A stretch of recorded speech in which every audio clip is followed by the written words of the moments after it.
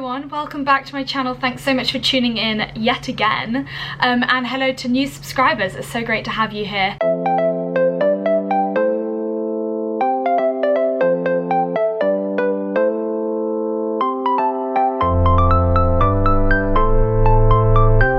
I just thought I'd do a video on rest and rest days and why they're all so important, because I think there's a little bit of a misconception that the more you train, the more results you're gonna get, and that's just like a linear correlation between the two. And whilst that may be true to like a certain extent, it's definitely a misconception, and rest days are super duper important. This video is sponsored by Philips.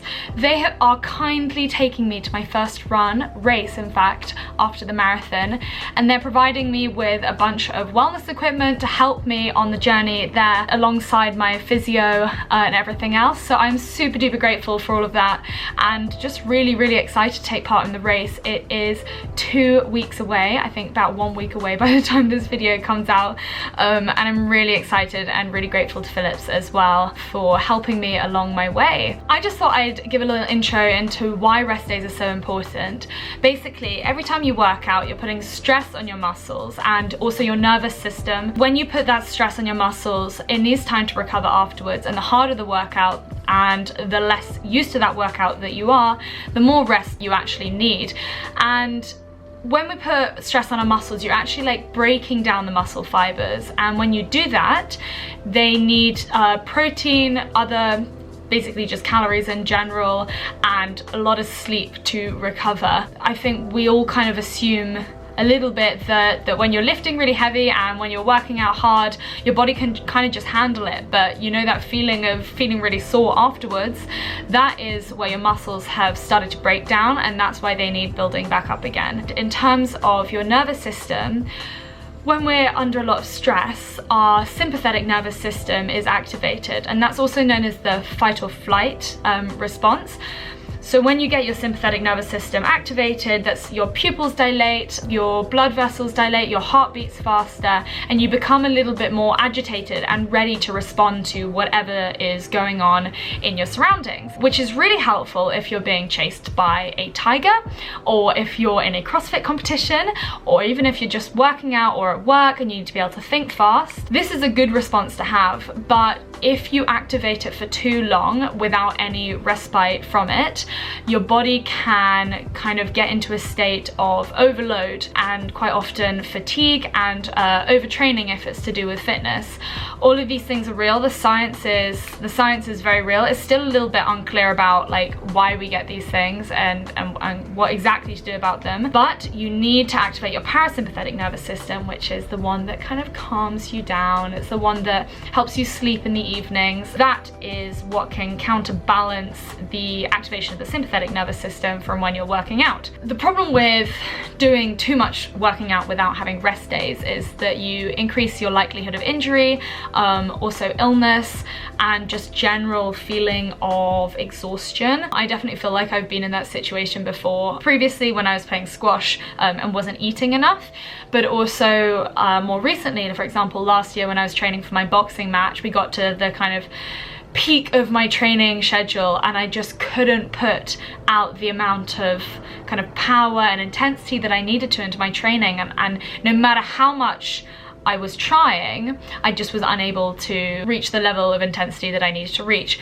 And that was because I had overtrained a little bit too much. Thankfully, we then went into my rest week. That week off just did absolute wonders for me, and we all know how the fight went, so I was really happy with that. But then similarly, before my marathon, I was increasing my training every single week, as you should, and it got to a point where my body was like, okay, enough is enough, we need some rest, and so that's when I had a rest week. It's also incidentally when I injured myself, and that is probably partly because of an overload of training through no fault of anyone. That's just marathon training for you. Now I take rest days incredibly importantly, and I would like to share with you a little bit of what I get up to on my rest days. The general aim of rest days is to maximize recovery, and there are kind of 3 main ways in which I do that. That is sleep and having good sleep hygiene, food and general nutrition around sort of every single day, actually, not just on my rest days, but also the days that I'm training, and also active recovery. So not just taking a day off and sleeping for the entire day, but using my muscles lightly in order to kind of encourage recovery. Sleep is probably one of the main things, and it's made one of the biggest differences to my health since I started fitness. Getting good sleep and having good sleep hygiene is one of the most important things to me. And using the Philips Somneo wake up light has been a godsend into my routine. So I tend to use it every morning, and it acts as a kind of sunrise before I get up. So I slowly wake up in the mornings. I set my alarm for about 7, but the sunrise starts from about 20 minutes before that. So no matter what the time of sunrise outside, inside it's always the time that I set it, which I absolutely love. And it means that I can wake up slowly without that seriously intense kind of heart attack feeling when your phone alarm goes off and you suddenly are woken up middle of a dream or something like that. I no longer have that because we get 20 minutes of sunrise before 7 o'clock and then birdsong, which is wonderful. Sleep is really important for pretty much everyone. Some people believe that they can survive on less than 7 hours of sleep. That is a lie. You can't. Your body will suffer from getting too little sleep. I think there are very, very few people who can survive on around 6 hours, but the gene is so rare that if you think you're one of them, you are probably wrong. You're probably slightly delusional from the lack of sleep that you are getting. It's actually proven that the less sleep that we get, the more we think we can survive without lots of sleep. So your judgment just becomes worse the less sleep that you get. So I try to get between 8 and 9, well, actually kind of 8.5 and 9.5 hours a night, which may seem like a lot, but when you're as active as I am, I do think it's really, really important. And having good sleep hygiene is one of the most important things around that. For me, sleep hygiene is all about having a good routine before bed. So I tend to start off trying to wind down my work at least an hour and a half before bed. I really should be doing it earlier than that, but sometimes life just gets in the way. I try and put my phone down, get off emails, get off my laptop, and just either read or cook something, or just basically try to enjoy the evening outside of work. Then right before bed, I will go and wash my face and clean my teeth. I've recently got my hands on one of the Philips Sonicare Diamond Clean toothbrushes, which is an amazing addition to my routine because I have never ever used a toothbrush that actually tells you when you're like done cleaning before. So it actually beeps every 20 seconds to tell you to move to the next part of your mouth, so you know exactly when you're done cleaning that part, which I find very exciting. I also incidentally do some of my physio exercises when I'm using the toothbrush, because then I know when a minute is up, and then I can move to the other leg. So it's actually a very good timing device for that as well. And that's another way that I get in my physio exercises when I don't have that much time to do it. After cleaning my face and brushing my teeth, I will get into bed hopefully about half an hour before I actually want to go to sleep. Turn off the main light, but I'll have on the sunrise alarm on just like a low setting, and then also just a couple of other fairy lights around the room, maybe some candles, and I'll read a book. And I will try not to go on my phone. I am incredibly bad at this, especially if I have been stressed with work that day. But sometimes having a cup of tea or something like that really helps to actually just chill out. And then at around 9:30, I'll put everything away and try to go to sleep around then. And quite often I will fall asleep straight away. If I don't, I do also do breathing exercises, and that really helps. So there's this one that I got taught before the marathon where you breathe in and out a couple of times as far as you can go, and then after about 3 or 4 times of those, you let all the air out and you hold it at the bottom, and you just hold it there for a long period of time, basically as long as you can. I do it until my diaphragm kind of starts like spasming, really wanting air. And then you breathe in, and you breathe in so deeply, like you forget what it's like to actually breathe in deeply until you do this. And doing that, just again back to the parasympathetic nervous systems, your body actually starts to calm down and your heart rate slows and you start to feel a little bit more sleepy. So I do that a couple of times, and I tend to be asleep before 10, which is about the best that I've ever slept in my entire life. Next one, people often ask about food and whether I reduce my calorie intake around my rest days, and no, I absolutely do not, and I don't recommend it either. Obviously, if you're not working out as hard, you might not be as hungry, but it tends to be that your body is burning calories faster for around 48 hours after you work out. You will actually need the food, and especially if your muscles are under a lot of stress and strain from your workouts, they will need to be repairing not just the day of your workout, but also the day or two afterwards as well.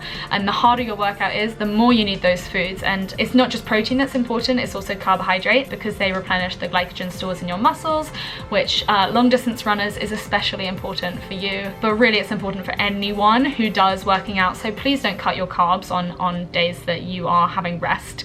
That's really important. Last thing is active recovery. Rest days do not mean sleeping all day, although of course that would be lovely. It's about using your body in a way that's going to maximize muscle recovery.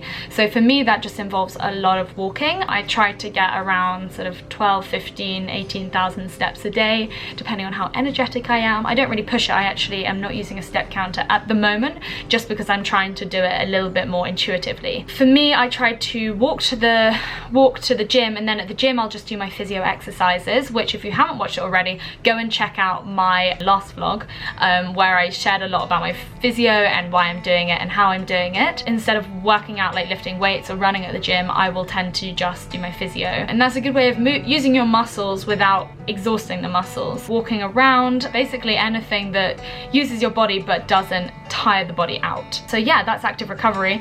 If you are not into walking, you can just go to the gym and kind of cycle on one of those bikes for a little bit, just at a really low intensity. Just anything that uses your muscles without tiring them out is a good thing to do. Equally, yoga, Pilates, all of these are pretty good. And so for me, I try to fit in 2 rest days a week and 4 intense sessions a week. So that might be 3 runs and a boxing session, 2 runs, boxing session and a weight session. Anything to do with those, I count them all as really high intensity exercises, even if the runs are pretty short themselves. So that's my workout split. I do it intuitively. Again, I try not to do like Monday I'm going to do this, Tuesday I'm going to do this, because let's be honest, our lives are busy and they change around all the time, and sometimes if you miss a workout, you don't want to be freaking out about it. So it's quite nice to just do it as and when you feel comfortable. So today's a rest day for me, and I'm very much looking forward to going to sleep this evening. Anyway, I really hope you found this interesting and useful, and do let me know if you have any questions, either about rest or any of the products mentioned in this. I'm super excited about taking part in the Brighton 10K, thankfully organised by Philips for me, and they are being so helpful in helping me along the way to get there. So if you want any advice about any of the products that I've mentioned in this or my previous vlogs, do let me know, or just ask in the question box below.